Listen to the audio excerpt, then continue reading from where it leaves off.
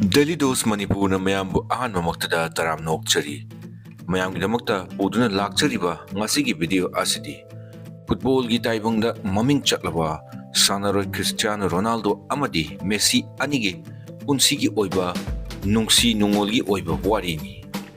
Kanana heli amadi kanana tai haiba adu video asibu mapungfana yengbiraga soidana khanglagani.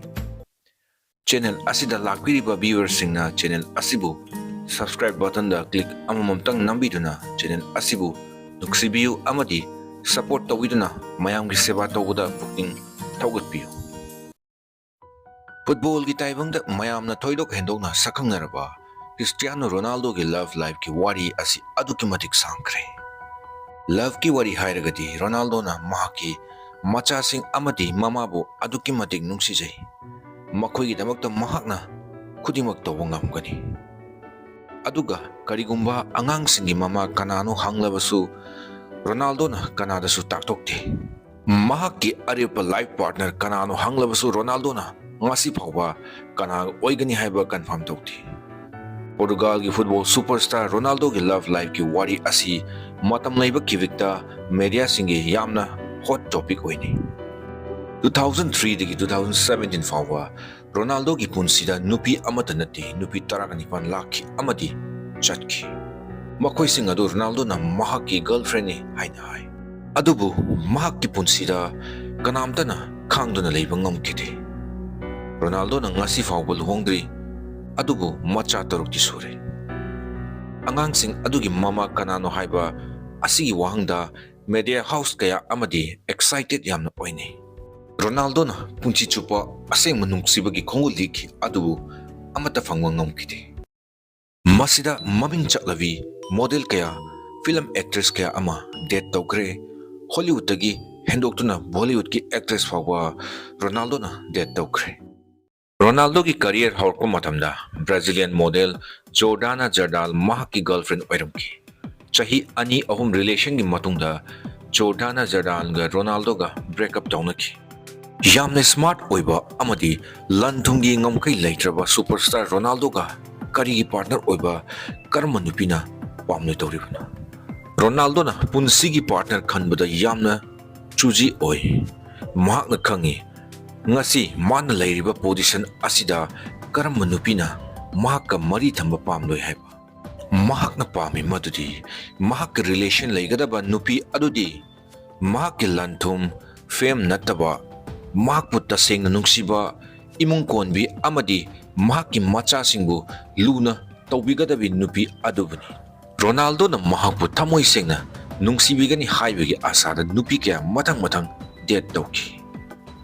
Maming oina pallabada Kim Kardashian, Spanish TV reporter Lucia Villalon, American actress Paris Hilton, Portuguese model Marci Romero, Spanish model Nereida Gallardo, American socialite Mia Judaken, British supermodel Chima Atkinson su Ronaldo na date tawki. Makhoi sing adugi mathakta Ronaldo na Italy gi model amadi singer Rafaela Fico, South America gi TV reality star Imogen Thomas amadi famous tennis star Sharapova su affairs lainabagi paw leki. Russian actress amadi model Irina Shayk kadi Ronaldo ga yamna kuina affairs lainaki. Ronaldo na Irina Shayk ga chahi kaya date tawki.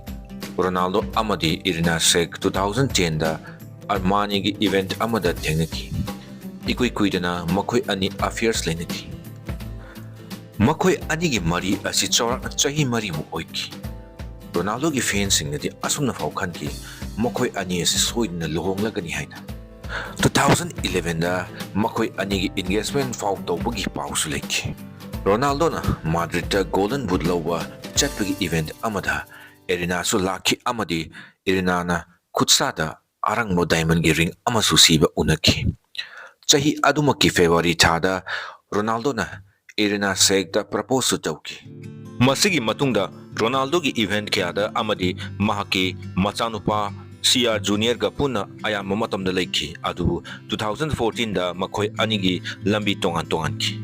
January 2015 da press meet amada Ronaldo na haiki madudi mahak Russian model Irina Shayk anigi marakta leramba chahi mangagi affairs adu loire haina.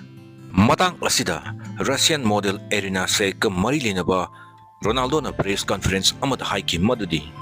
Karigumba Irina Shayk pu Cristiano Ronaldo gi girlfriend ni haibagi follow tawo oiragadi unfollow tawiu haina.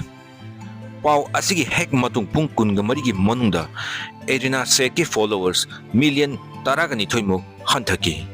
Hairiba pau asi matam kuina media kayana publish tawki. Masina ta imadudi Ronaldo gi value asi kayamuk laibagi amadi misingna kayamuk mahakpu pamnabagi haiba adu. Masigi matung 2016 da Georgina Rodriguez ka amuk date tawki. Ronaldo na Georgina bu ahan oina Madrid laiba Gucci gi retail store amada thengnaki. Matam aduda Georgina sales assistant oina thabak tawrami. Hawjiksu Georgina ga Ronaldo ga punna laiminari. Georgina amadi Ronaldo gi macha ahum sure aduga punna macha turuk sure. Georgina amadi Ronaldo gi macha ahum suraba fawwa ngasi fawwa Ronaldo ga luhongdana lairi.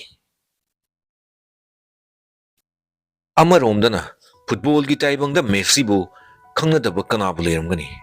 Messi na football ground da utkiba haitoi singhiba kaya amadi thodok kaya mayamna soidana khanglamgani. Adubu Messi gi football ground gi mapan gi punsi wari gi maramda khangba mi masing yamnambai. Messi na kaidaunungda mahaki personal life ki maramda mayamda iyai haidokti. Interview amada asumna hai aidi matam ayamada football ground da sanaduna amadi training tawduna lay aduga ground da halaklaga family ga punna lainaba hotne. Asuk fawraba football star ama oire fawa Messi gi faithfulness loyalty adutana mayamda gi pura top misak ama oile. Football da kathokpa adugumna Messi na mahaki punsida su kaidina chatli. Messi na mahaki pikli ngaida nungsina kiba nupi adumakal hongki hena nungsiribadi mahakna kaidaunungda atopa nupi amataga mari laina kide. Masini Messi gi nungsiba kayada maraiba faramgani mahaka longliba nupi adugi. Football da loyal oiba adugumna Messi na mahaki love relation da su loyal oiki. Antonella Roccuzzo Messi gi best friend Lucas gi cousin ni. Messi amadi Lucas football yamna toina sanamine. Nongma Lucas ki mamana program amada Messi bu dinner de invite Turkey. Ahan bu oina numit asidani Messi ga Antonella ga thengna kiva. Ahan bu hek thengna ba miku aduda love at first sight haibadu thoki. Matam adu Messi na chahi manga surpa aduaini. Football amadi masa laing bagi maramna Antonella ga su matam sangna unakide. Adubu Messi na Antonella digi thapna laikraga hena nungsiba helaki. Matam kharagi matungda Messi na Antonella unaba mayumda chatki. Hek ahanba ubaga matam sangna awa nungai wari saki amadi phumduna lairuraba nungsiba adu amuk yakairaki.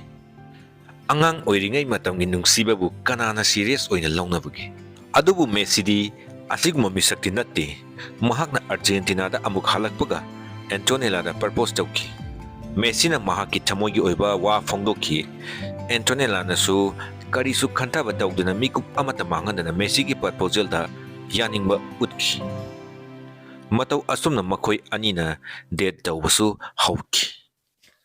Messi na Spain da lairaba matung amadi superstar ama oiraba matungda media ki khuthangda kayarakhana mahaki girlfriend kanano karambano karilamda laibano haina tatan hangki adubu kanamatana khangba ngamkide. Matam sangna Messi na masigi pakhum asilotuna thamki adubu maibu phina kuptuna kayam kuina thamma ngamgani. 2009 gi UEFA champion oiraba matungda Swedish TV channel TV3 na Messi da asumna hangki. Do you have a girlfriend? Messi na haiki yes. She lives in Argentina. Tanja asina Messi gi girlfriend lay haina mayam da haibigi ahan batanja adu oiki. Adubu Messi na mahaki girlfriend layre haina mayam da phongdokraba matungda mahaki girlfriend Antonella gi maramda pau amasu sandoraki. Chumdring satpa thamoi sengba Messi na di hek angang oiringai digi mahaki thamoi Antonella da sinakri. Messi na lying ba chatpa sanglaba matam aduda Antonellagi oina Messigi mafam adu kanagumba amana oiki.